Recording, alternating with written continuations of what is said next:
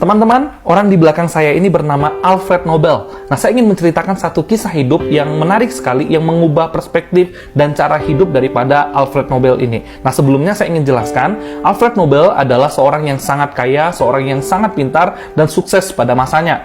Nah, beliau yang mendirikan hari ini kita kenal sebagai Yayasan Nobel. Yayasan Nobel adalah sebuah yayasan yang mendukung atau memberikan penghargaan kepada orang-orang yang memperjuangkan hak asasi manusia atau kemanusiaan. Beliau memberikan penghargaan yang tidak kecil dengan uang yang sangat besar, bahkan penghargaan-penghargaan yang lain yang disiapkan oleh Yayasan Nobel ini. Nah, teman-teman, saya ingin mengisahkan satu hal yang mungkin juga kita bisa pelajari dalam hidup kita sebagai anak-anak Tuhan. Suatu kali Alfred Nobel membaca sebuah surat kabar, berita, dan dia kaget sekali ketika dia menemukan di berita duka di dalam surat kabar itu terpampang foto dia dan tertulis "The Merchant of Death is dead". Wow, dia kaget sekali, ternyata diberitakan bahwa dirinya sudah meninggal. Padahal dia masih hidup, padahal dia sedang membaca surat kabar itu. Wah, semua orang sudah membaca dan mengira bahwa Alfred Nobel sudah meninggal dunia. Memang Alfred Nobel adalah seorang yang jarang keluar atau bersosialisasi, dikenal seperti itu. Beliau adalah orang yang sering menyendiri dan jarang untuk keluar untuk bersosialisasi. Tetapi ada satu hal yang menarik menjadi pemikiran daripada Alfred Nobel ini. Pada waktu dia membaca berita ini, dia ingin tahu sekali apa sebetulnya di pikiran orang lain ketika mengetahui bahwa dirinya sudah mati. Dia ingin tahu sekali apa pendapat orang-orang yang membaca berita ini. Dia pengen tahu opini masyarakat, apa yang orang ingat, apa yang orang akan katakan ketika mereka mengingat tentang Alfred Nobel ini. Dia tunggu sehari, 2 hari, 1 minggu, dan kemudian muncullah banyak sekali opini, dan benar, semua orang mengingat Alfred Nobel dengan kisah hidup yang sangat negatif. Beliau adalah seorang penemu dinamit.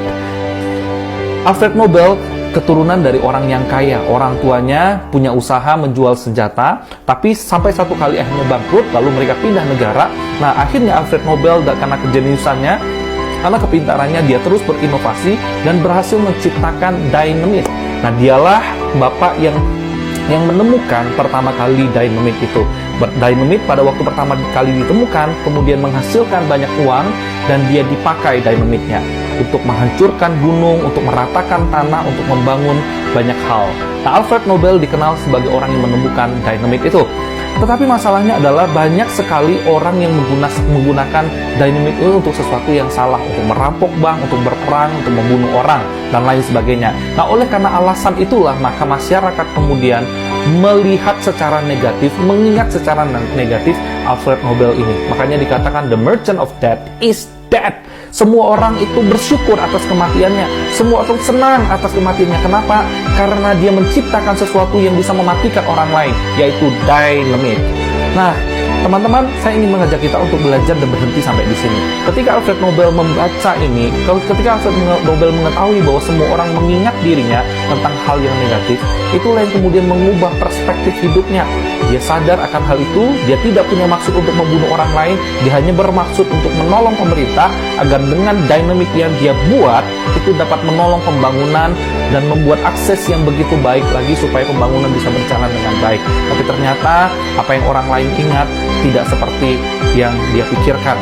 Nah, dari situlah Alfred Nobel kemudian menyusun dan dia kemudian membentuk sebuah yayasan bernama Nobel Prize, supaya dengan Nobel Prize ini dia rindu boleh menjadi berkat bagi orang lain. Dia rindu boleh menolong orang-orang yang punya hati kemanusiaan, mengasihi dan mencintai orang lain.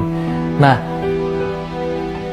teman-teman, hari ini saya juga rindu mengajak kita untuk belajar dan melihat ketika kita bergaul dengan orang lain, ketika kita berelasi dengan orang lain, baik keluarga kita, suami kita, istri kita, anak-anak kita, mari kita juga boleh belajar bertanya, kira-kira apa pendapat mereka, apa yang mereka lihat dalam diri kita, apa yang mereka nilai dalam diri kita.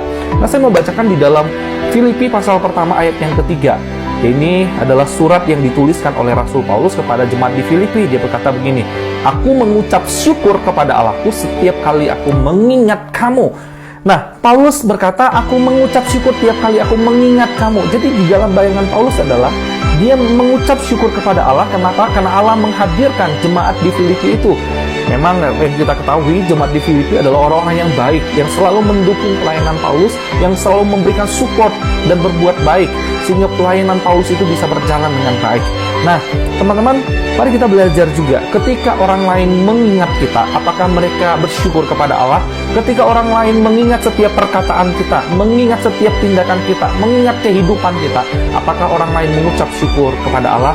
Atau yang orang lain ingat adalah, ya, mereka mengutuki Allah, mereka mengutuki hidup kita, mereka malah justru melihat ada batu sandungan dalam hidup kita.